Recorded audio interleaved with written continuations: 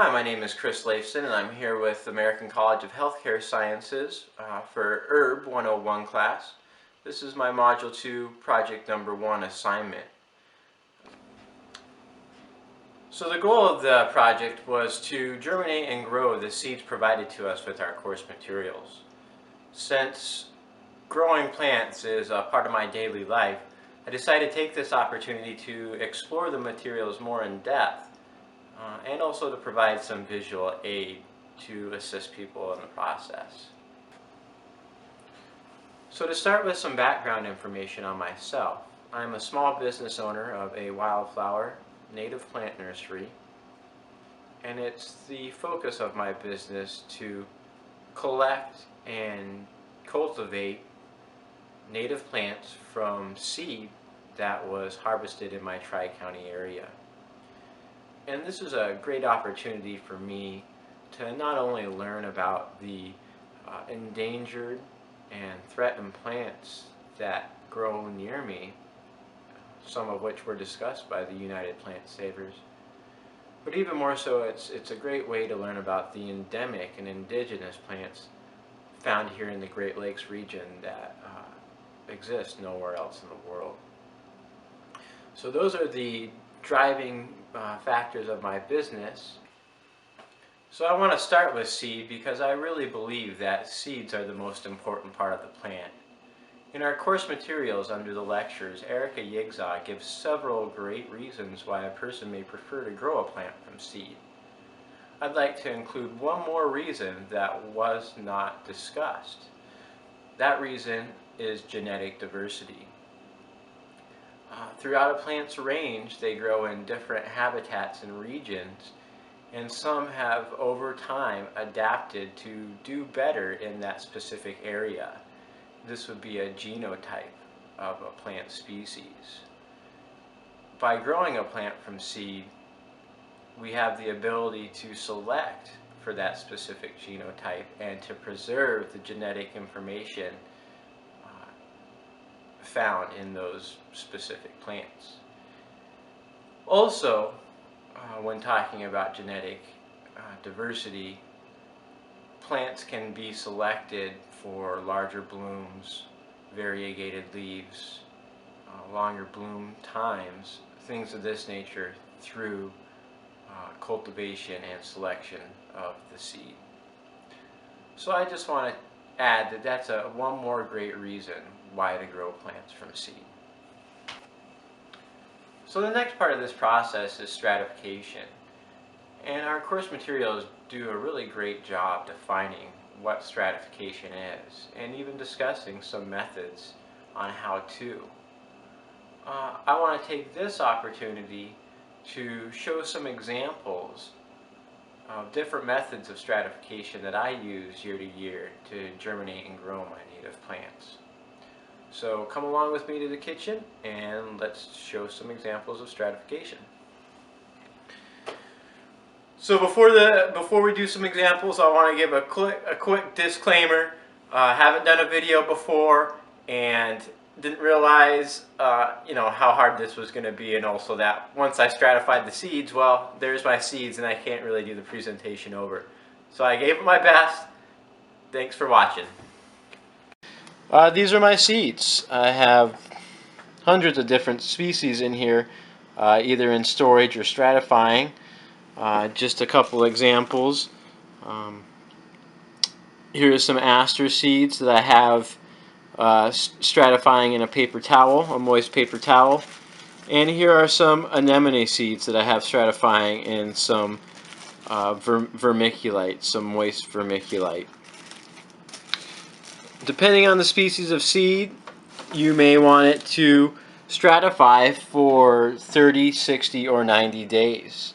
Okay, thanks for following along. The first method I'd like to show you is cold moist stratification on a paper towel. And the seed that we're going to use for that is Senecio papricala. It's a native aster plant. And there's the seed.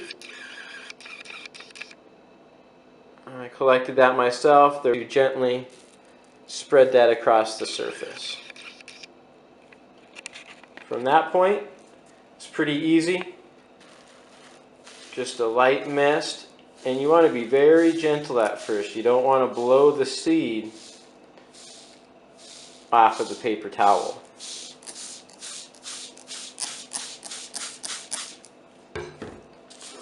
So then you just fold it up, label it, and stick it in the fridge for 30 days. And it's good to mark that on there too. Alright, that is cold moist stratification with the paper towel. Here's some examples of seeds that have germinated on a paper towel or in vermiculite. And you want to try and catch them before they really get to this point. But at least you can see them in this picture. And that's Solidago nemoralis germinated on a paper towel. I want to show you quickly how to mix some vermiculite up for stratification. I have measured out here a half a cup of vermiculite, and I'm just going to pour in a little bit of water, less than a quarter cup for the whole thing.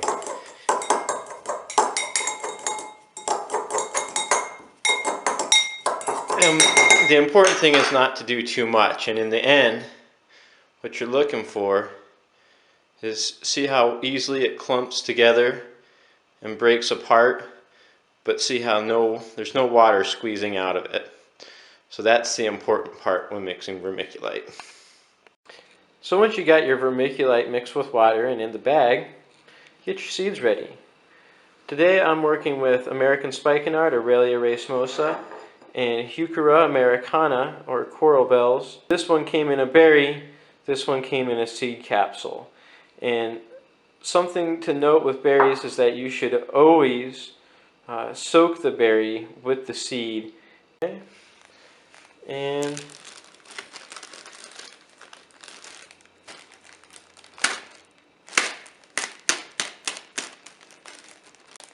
coral bells.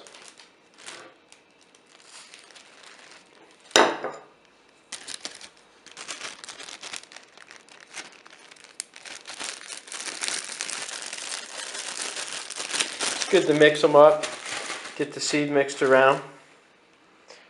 Alright, and there you have it. Remember this process, the vermiculite can be substituted for sand. And this is a picture of Aquilegia canadensis germinating in vermiculite. Good results. Okay, for this method of stratification, we're essentially going to use humidity. And so I got my container filled with potting soil already.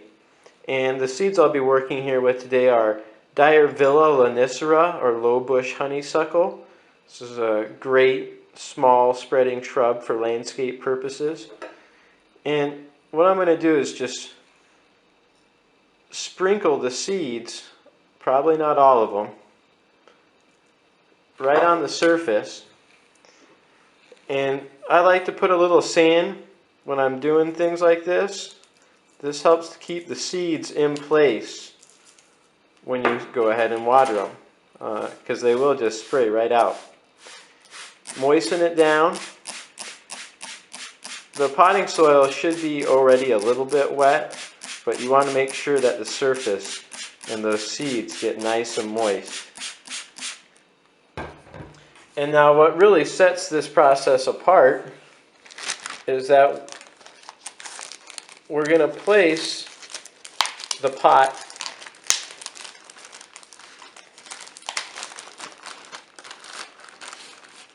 in the bag and seal it off.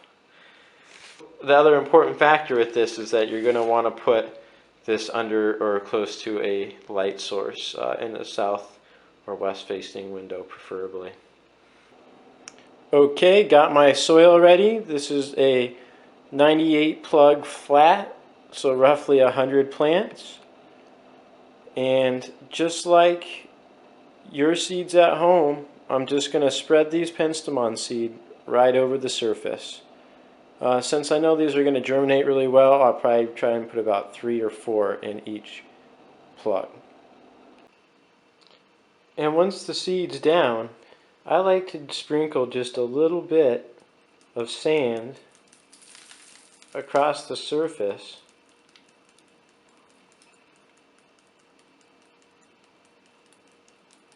And like before, this helps hold the seeds in place when you're watering. But another thing I want to comment on is that this also helps to keep the seeds from damping off, which is a term for getting moldy and essentially destroying your seed. So once you've germinated your plant, you need a place to grow it, usually with sun. And since I grow so many plants, I have to utilize a whole entire room to make this happen. I can fit 2,500 plants in this room, roughly speaking, and it runs at a very low wattage. I use a convection heater and LED grow lights, so the whole room operates at under 800 watts. This is just a quick example. If anybody has any questions about any of these processes, feel free to ask. So thanks for joining me. That's the process, roughly, from start to finish. And to end, I provided a few pictures of a garden that I've been working on for a couple years now. And the plants in this garden are all albar plants, which is a specific type of habitat found here in my area, and are the specialty plants that I tend to grow for people making rock gardens. So I hope you enjoy those pictures. I hope you enjoyed learning a little bit more about the processes that I go through, and I hope you enjoy your school working classes. See you there.